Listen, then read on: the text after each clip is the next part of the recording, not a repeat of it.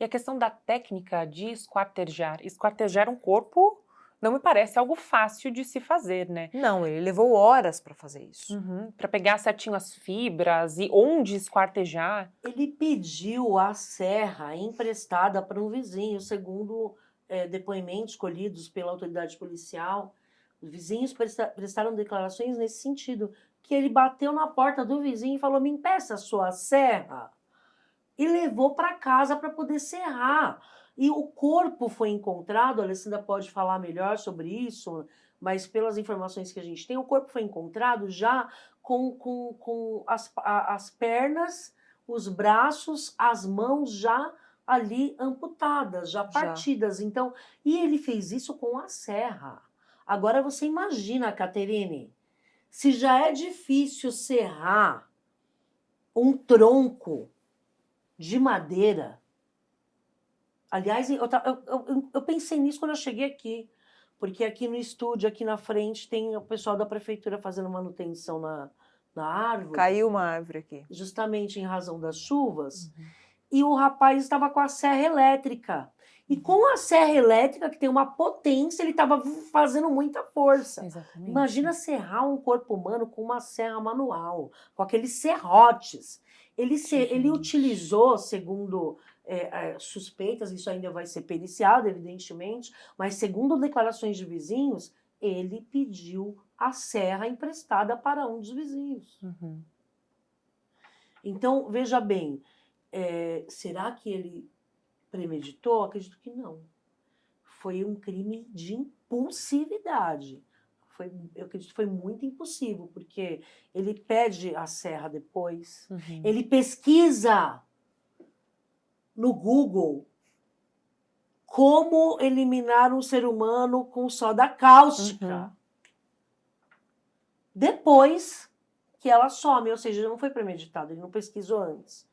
Ele fez, é como a Alessandra falou, ele pode ter de fato ali agido como impulso. E agora, o que eu vou fazer? Como que eu vou eliminar isso? Meus pais estão voltando da praia.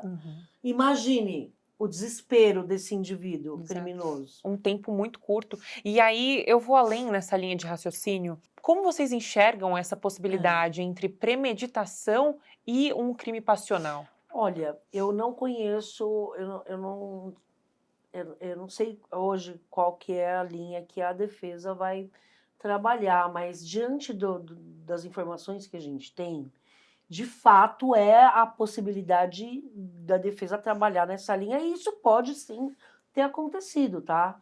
A gente está falando de um jovem de 20 e poucos anos, criado num ambiente de extrema moralidade, muito conservador.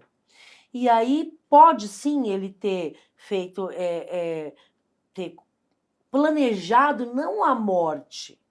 Ele pode ter planejado uma noite de sexo, uma noite de luxúria, digamos assim. Eu vou aproveitar que meus pais não vão estar aqui e vou curtir minha luxúria. E aí, pode sim, porque a gente tem dinheiro. Pode ser que ele realmente não tivesse dinheiro para o desacerto, por exemplo. Olha, eu quero ter relação sexual através da vagina.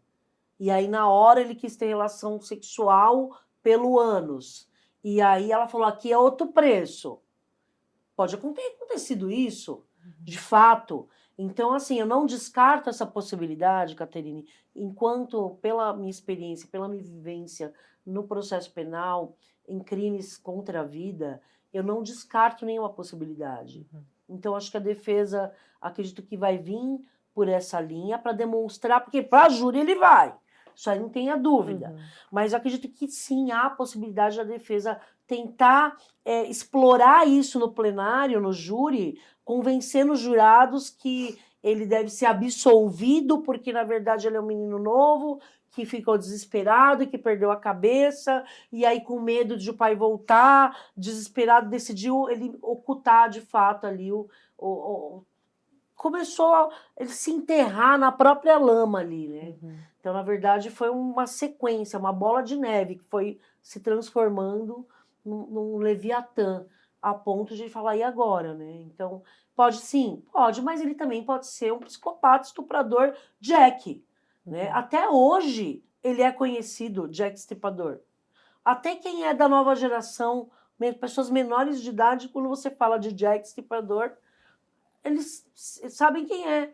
Então, aqui a gente vê também a possibilidade de ser o indivíduo como um Jack Stripador, que trata, assim como a Alessandra muito bem observou, a mulher como um objeto e depois, agora, porque eu não quero que ninguém saiba, e ela é a prova da perversidade dele, talvez. Olha, ela é a prova da perversidade, ele é um menino novo. Então aquilo ali, para ele, é um absurdo, ele fazer sexo com uma prostituta, ó! Como isso é chocante para a minha família. Será que isso motivou? E aí ele conta a história da carochinha para a polícia. Na hora lá, eu matou porque quis, matou por prazer. E, na verdade, não teve desacerto nenhum de programa. Pode sim também. Nesse caso, a gente sabe que ela foi morta antes do esquartejamento. Mas vamos fazer uma conjectura, vamos pensar além.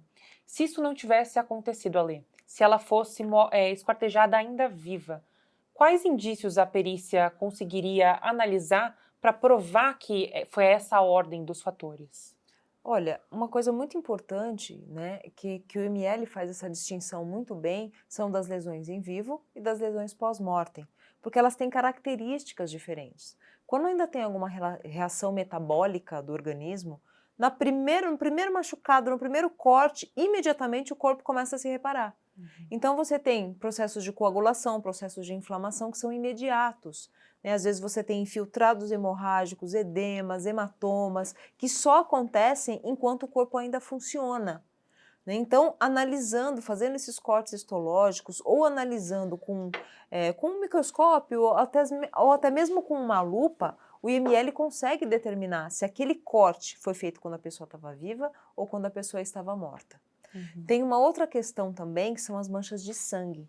Quando a pessoa ainda está viva e o coração está batendo, a pressão no sistema sanguíneo é muito maior do que quando o coração parou. Então, quando se seccionam artérias ou até mesmo veias, esse sangue ele espirra longe. E analisando essas manchas, né, ainda que elas possam ter sido limpas, jogando o luminol vai dar esse formato de manchas muitas vezes, a gente consegue entender aonde estava esse corpo e com qual pressão esse sangue foi. Então, quando se secciona uma artéria do pescoço, da perna ou do braço, que a gente tem artérias muito grandes mandando sangue para todas essas partes do corpo, esse sangue ele espirra longe. E é a análise dessas manchas, desse vetor de força que joga esse sangue, que a gente consegue determinar que a pessoa estava viva, porque o coração ainda estava batendo. Então, são todos esses indícios que juntos vão permitir que o perito diga, olha, ela estava viva ou possivelmente já estava morta.